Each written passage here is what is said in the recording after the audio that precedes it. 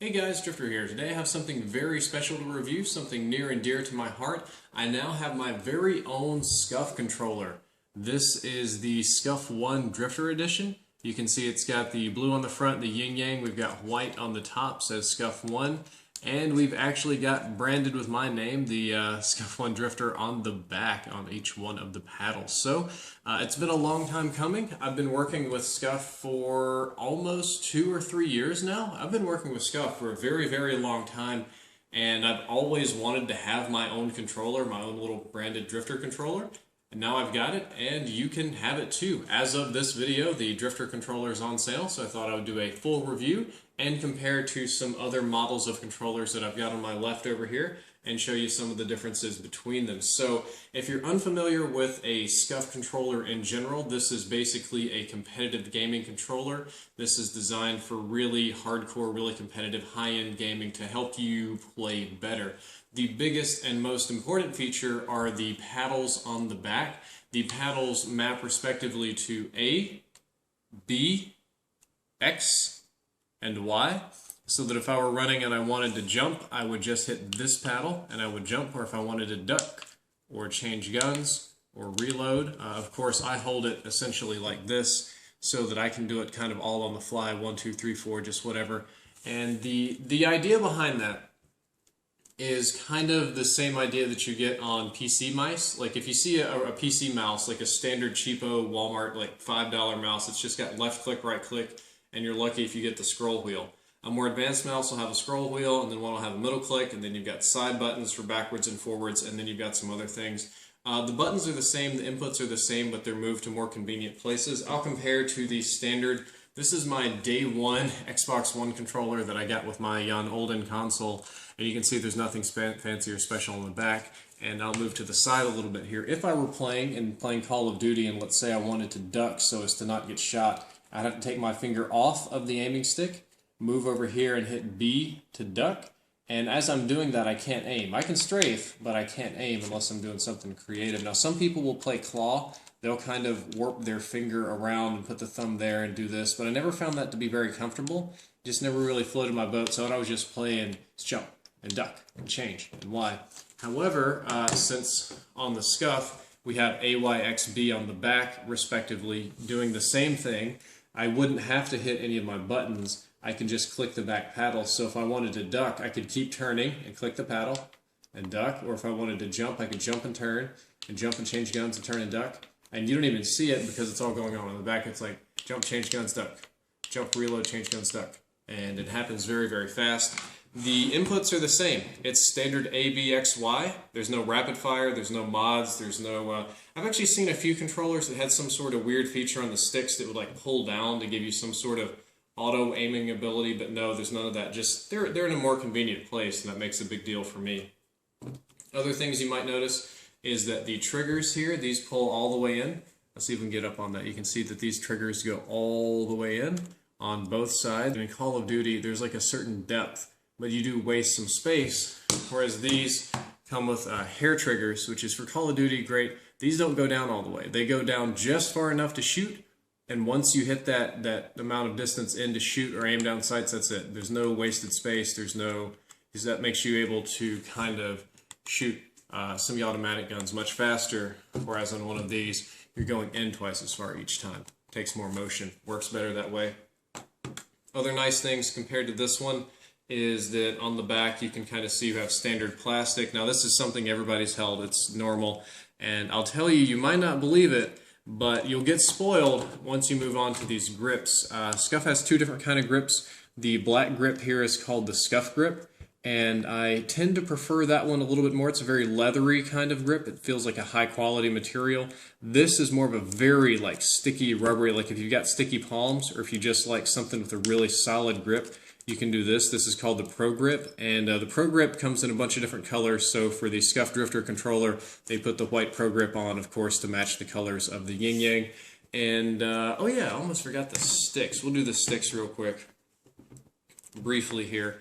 You can see, I'm not sure if I can hold these up to the right size, but you can see that one stick is slightly taller than the other one. On top of that, the stick is also domed.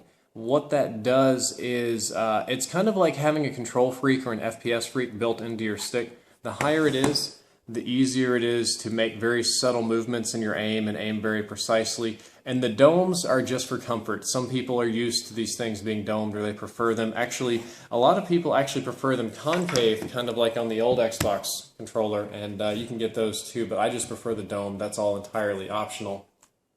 Other than that, we're looking at cosmetics. Differences between the Drift0r Scuf and a regular Scuf are largely cosmetic, except if you got one of the older models, you probably wouldn't have any sort of blackout buttons. You also, I don't think this one has raised sticks. Nope, this one has flatter sticks. These sticks are raised. If you'll notice, there's a difference in the paddles. If I can lay these down just carefully enough. These paddles are all flat, which turned out to be a little bit of a problem on Xbox One because the Xbox One controller is smaller, so they cramp together pretty good. Whereas they changed the new paddles to go out at a slightly bigger angle, and they kind of, well, they're fatter on the sides, but they come out at an angle. So if I could just kind of show how I hold them real quickly. This one you can see I have to hold, I have to push down, especially with these two inner ones, I have to push straight down.